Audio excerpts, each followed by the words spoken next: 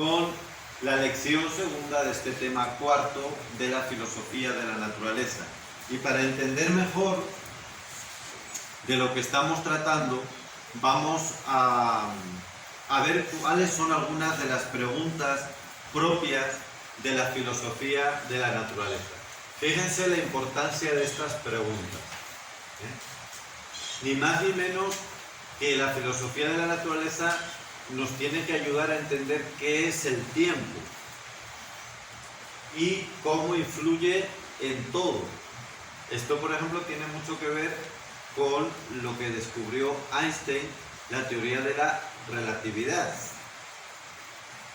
Porque el tiempo, ha habido teorías filosóficas, escuelas filosóficas, pues que apenas le daban importancia, simplemente como una sucesión de momentos. Pero hoy sabemos que el tiempo es un elemento estructural, no es como algo accidental, un devenir, digamos, externo a la realidad, sino que el tiempo hoy sabemos que es consustancial a la realidad. El cambio es consustancial, estructural a la realidad. Y esto, que es una evidencia científica, también es una conclusión de la filosofía de la naturaleza. Y además esto, y me adelanto un poquito a la siguiente diapositiva, además esto tiene muchas repercusiones para la evangelización. Por ponerles un ejemplo, el Concilio Vaticano II le dio mucha importancia a la categoría historia de la salvación, que se había recuperado en las décadas anteriores al Concilio Vaticano II, en los años 40, 50 del siglo XX, sobre todo gracias a la recuperación de la patrística, de la que luego vamos a hablar, y se vio que realmente Dios nos salva en la historia, que la historia no es un elemento secundario, porque Dios nos hizo históricos y por lo tanto Dios nos salva de acuerdo a cómo Él mismo nos planificó, nos creó. Y esto tomamos conciencia de nuevo en el siglo XX. No es que la Iglesia lo haya olvidado, pero hay momentos en que hay determinadas cosas que se le dan más, menos importancia. En una época de la historia de la Iglesia se le dio mucha importancia, luego se opacó, por lo menos en la Iglesia occidental, y ahora estamos desde hace un siglo pues volviéndole a dar mucha importancia al concepto de historia.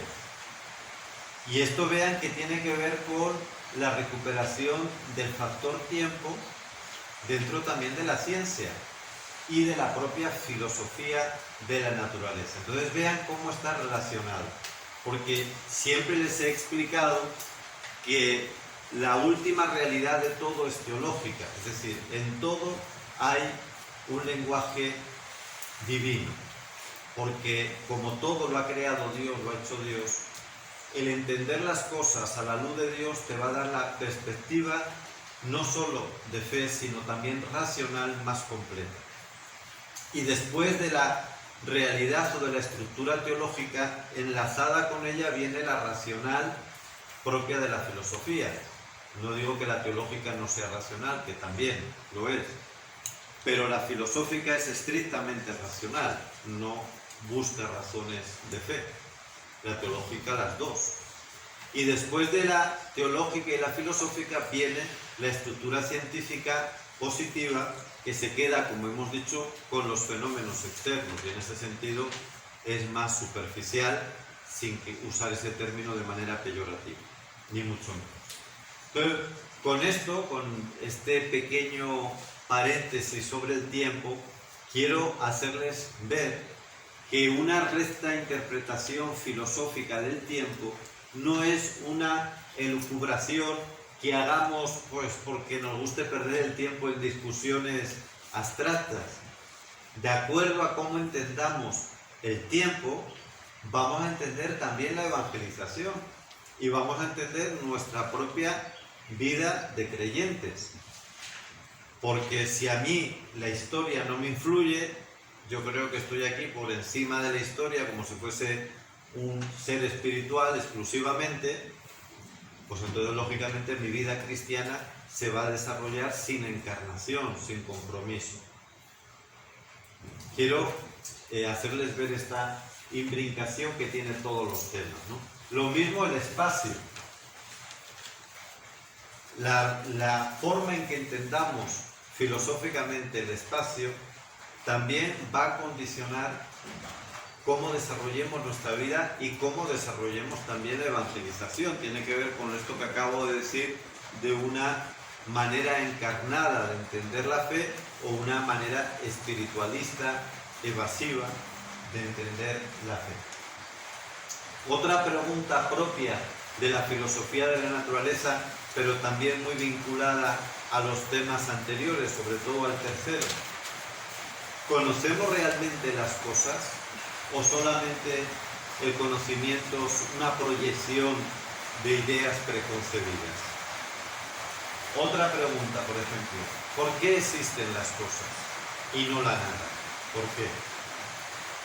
¿Qué es lo que las lleva a existir? ¿Qué es lo que las lleva a cambiar? Si es que cambian, o de repente solo es la apariencia. ¿Hay cambio real? ¿Por qué desaparecen? Si es que desaparecen.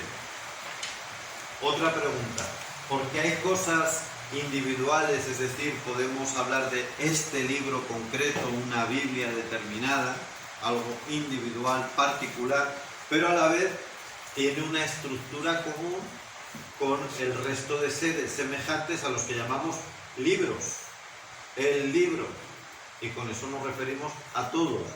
Entonces, hay algo particular, pero hay algo también común al resto de seres semejantes.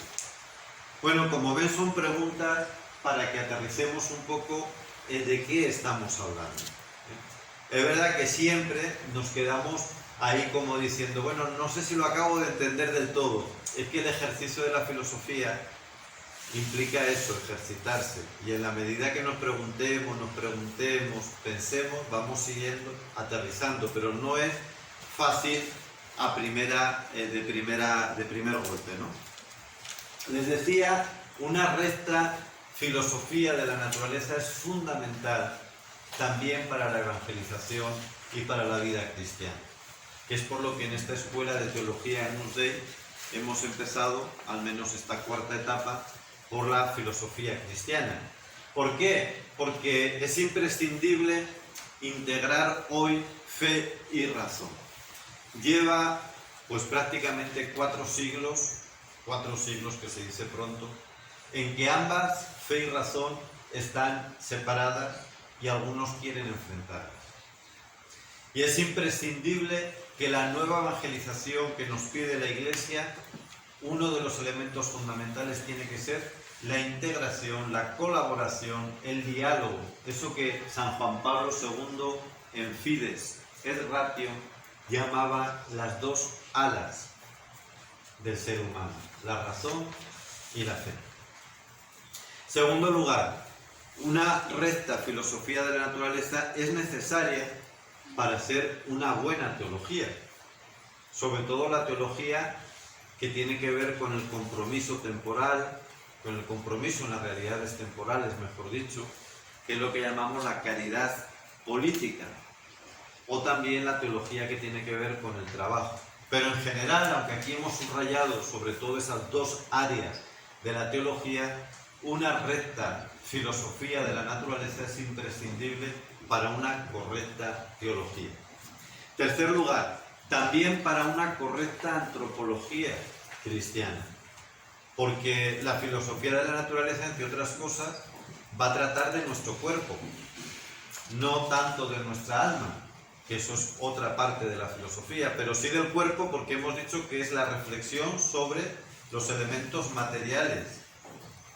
Y el primer elemento material que todos tenemos y observamos es nuestro cuerpo. Es con lo primero que nos enfrentamos al nacer, nuestro cuerpo y el de la mamá, el del papá. Pero lo primero, ¿cómo entender el cuerpo? ¿Qué relación tiene el cuerpo con lo espiritual? Pues eso también es parte de la filosofía de la naturaleza y es esencial para una correcta interpretación de la persona. Todo ello para vivir lo que llamamos la espiritualidad y la teología de encarnación. que luego vamos a ver tiene que complementarse con la consumación. De esto ya vamos a hablar ahora, ¿no?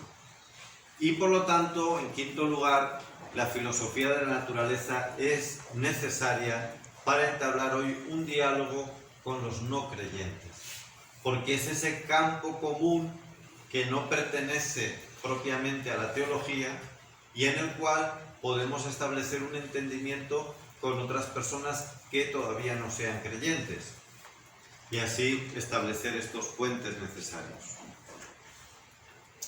Les decía que uno de los grandes retos que tenemos hoy en la nueva evangelización es este diálogo, esta comprensión entre fe y razón, y fe y cultura, porque si no, la fe la convertimos en algo que está como superpuesto, que está en un plano paralelo, distinto al mundo en el que estamos viviendo. Y al final la gente, y nosotros mismos también, aunque no lo digamos, acabamos convenciéndonos que una cosa es la vida real, lo que tenemos que vivir, comer, luchar, trabajar, estudiar, la familia, las relaciones, y otra cosa es la fe que es distinto, ¿no? Eso es un error terrible, que nos está llevando a lo que llamamos al dualismo, fe y vida. Somos una cosa en la iglesia y otra cosa en el trabajo o en las relaciones sociales. Ese dualismo que es trágico porque ha llevado a que nuestro mundo se haya cristianizado. Y de esto no hay que tener ningún pelo en la lengua. Nuestro mundo fue cristiano, sí que fue. La cultura, por lo menos occidental, fue cristiana hasta el siglo XVI. ¿Por qué? Porque impregnaba todo. Pero lo impregnaba no de una manera superficial, se llegó a una verdadera síntesis. Con 1000 millones de imperfecciones, por supuesto. Y ya la Iglesia ha hecho autocrítica demasiadas veces. Pero el que haya cometido muchos errores no significa que realmente no se llegase a una cultura cristiana. Sí que hubo. Eso no es algo que esté por inventar. Hubo una cultura cristiana en la que, como les digo, la fe era lo que determinaba toda la realidad. Desde las relaciones familiares, las relaciones sociales, la economía, la política, la cultura, el arte, la música, la arquitectura, todo. Y esto se rompió. Desde hace 4 o 5 siglos se acabó. Ya en el anterior tema expliqué cuándo viene esa disociación, ese dualismo. Hoy voy a volver a insistir desde otra perspectiva para que nos quede bien grabado. El reto es volver otra vez a esta integración, no copiando lo de la Edad Media. No se trata de volver a repetir parámetros, sí el principio de integración, pero con los nuevos planteamientos y los nuevos retos de hoy.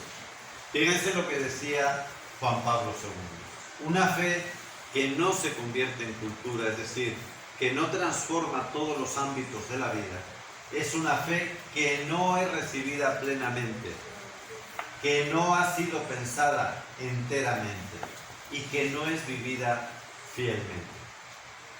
Por eso debemos superar la concepción dualista que hoy impregna todo, insisto, desde hace 400 años. Concepción dualista tanto del hombre, en el cual una cosa es lo espiritual y otra cosa es la vida real, material, como también el dualismo de la naturaleza. Una cosa es la ciencia positiva y otra cosa es la fe o hasta la filosofía. Y este dualismo pues se basa en que se piensa que la materia y el espíritu son realidades completamente separadas y que por lo tanto las ciencias de la naturaleza no tienen nada que ver con las ciencias del espíritu. Y nosotros defendemos que toda ciencia de la naturaleza sí que tiene que ver con la ciencia del espíritu y viceversa. Hasta aquí, amigos, la lección segunda del tema 4.